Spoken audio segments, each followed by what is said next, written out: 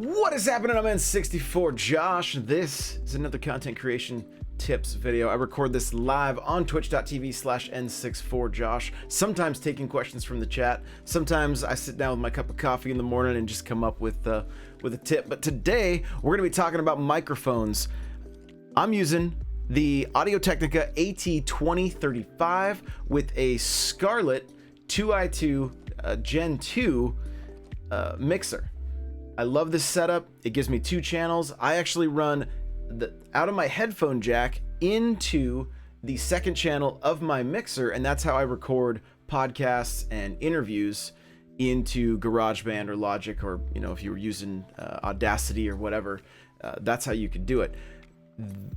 Now, a lot of you are going to be wondering about USB mics versus XLR mics. That's what I'm going to talk about a little bit, okay?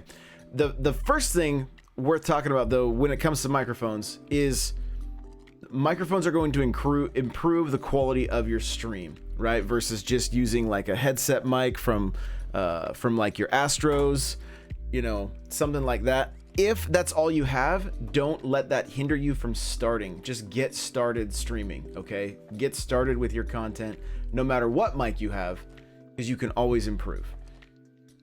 If you have the option to, you got $100 to spend on like a Blue Yeti, or even $50 to spend on a Snowball, do it. It will improve the quality of your stream, which is it's important, right? Quality audio is one of the first things people are going to hear, and obviously they're going to hear, but it's going to be one of the first things they notice when they're in your stream. And so the nicer the mic, the better the quality. Now, you don't have to spend thousands and thousands of dollars like, you very easily can, all right? And there's certain things like this is a condenser mic, which means I've got plenty of gain left in my on my mixer that I could crank this thing up more. This mic runs on phantom power, so if you are going to get an XLR mic, understand the difference between a condenser and a passive microphone. But a microphone like the Shure SM7B that you see, a lot of creators using, like Joe Rogan, it's a radio microphone. It's a mic you see out there a lot. It's passive, and you have to, from my understanding anyway, when you use a passive mic, like I was using a passive mic before, and I had my gain cranked all the way. And there's another little device that you need to get called a Cloud Lifter. It's about $150, and it adds an inline gain boost to your mic so that you have a little more control on your gain. Without that, you're kind of cranked, and you lose the option to like bring it back down, or you may not even get enough out of it where you have to be on it the entire time, right? So make sure you're doing some research when it comes to the different mics that you want. Now, my chat is saying, what if you only have a megaphone? Yeah, I love these guys and gals. They're the best. So I started, give you guys an idea. The way I started is I had a 2 mic setup because I wanted to be able to record into my, in order to record into the podcast, I was working with a Mac. I had to have, when I would do my podcast, I would have 2 mics, one going into GarageBand and then the other going to the stream, because I couldn't split the audio. It was terrible. Thankfully, I don't have to deal with that any longer. I can use just the one mic, and it picks everything up. So the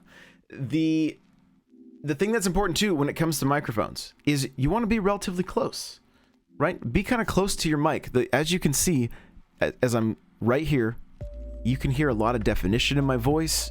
There's more bass. But watch, if I back up like this, I get further away. It's gonna change the sound.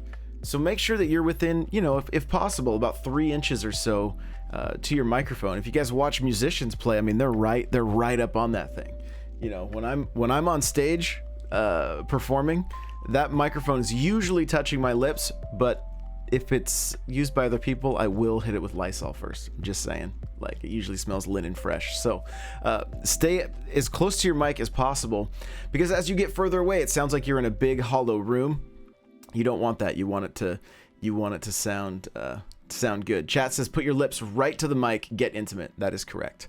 That is correct. So whether you're using a USB mic, a condenser mic, you know, a passive mic, stay close, get close, right? And as you can see, once you get closer, that sounds a little better. So just, you want to have good mic control, all right?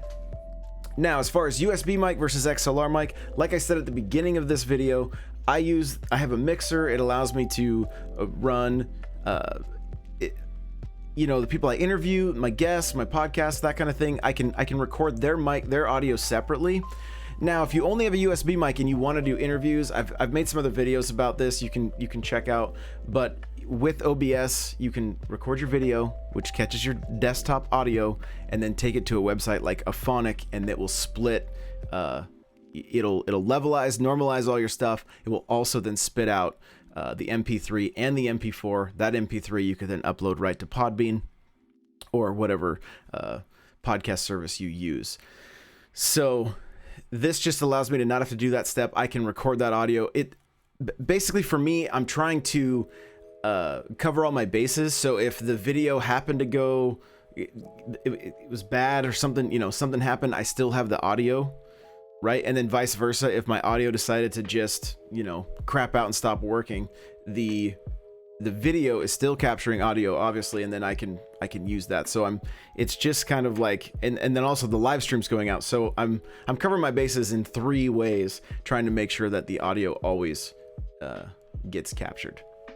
Okay, you do run into, you know, if you have internet issues, you're going to pick up the lag, or you know, if it gets choppy or something like that. So keep that in mind. The absolute best way to have for your audio to sound the absolute best on like a podcast is to have your co-host or your guest record their own audio. But for the most part, it seems to work okay for me. As far as microphones go, again, with the XLR, I can get 2 channels in. That's helpful for me. But if you're not worried about, you're not doing podcasts, you're not doing interviews, you're just going to be focusing on live streaming and making some YouTube videos, even making your, you know, TikToks, whatever, like the Blue Yeti is a great choice. I had that microphone for a long time. I still have the same one. I've had it forever. My son is using it right now.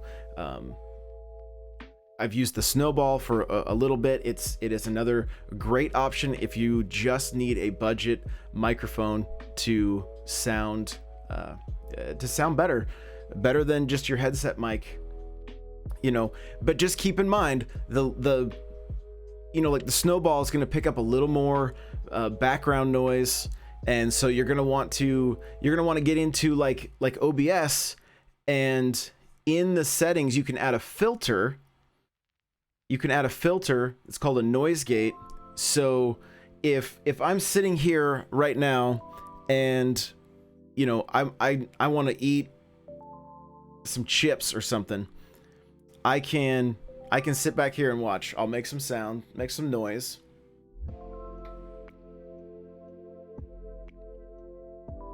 See, I was actually making noise with my mouth, but it wasn't picking it up. That's because of the noise gate, right? So if you got, you know, outside noise, something that's just kind of a nuisance, that noise gate can help improve the quality of your audio. I'll get into that more in another video, but there are ways to make the cheaper microphones sound good. Like I said, the most important thing with those cheaper microphones is having good mic control. Make sure that you're, you know, within 2 to 3 inches of the mic, if possible. I understand with the Snowball, it's kind of big and bulky, and if you don't have a mic stand for it, if it's just sitting on your desk, it can be a little bit of a problem. Here's just a quick tip with microphones. If you are using the Blue Yeti or the Snowball and it is sitting on your desk, there are times that you got to get on your keyboard, and it's not that the sound of the keys is necessarily super loud. There's just a rumble that happens because you're hitting your keyboard. You can put like a pot holder or something underneath that, and it will deaden that sound so that your stream isn't like, you know, are you in the middle of an earthquake? What's happening? And it just helps with the overall quality. So again, getting yourself a decent microphone will improve the quality of your stream.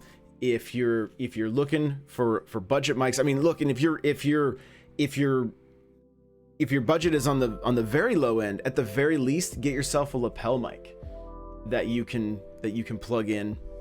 I would say look for something USB if possible, just because I'm not. That would be my suggestion anyway. Find something that's USB. But a lapel mic is another good choice. Just clips to your shirt right here and picks up your audio. So lapel mic being the low end, and then from there, like the Snowball, and then the Yeti, and then once you are if you want to get into using the XLR mics like the one I'm using here, you have to have a mixer for that.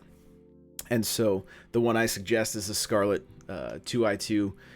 It's a great mixer. It's very clean. The preamps in it are very nice. It's a very clean signal, and I really like it. So you got any questions about mics? Let me know down below. We can talk about this again in another video. I appreciate you guys watching, and we'll see you in the next one. Bye now.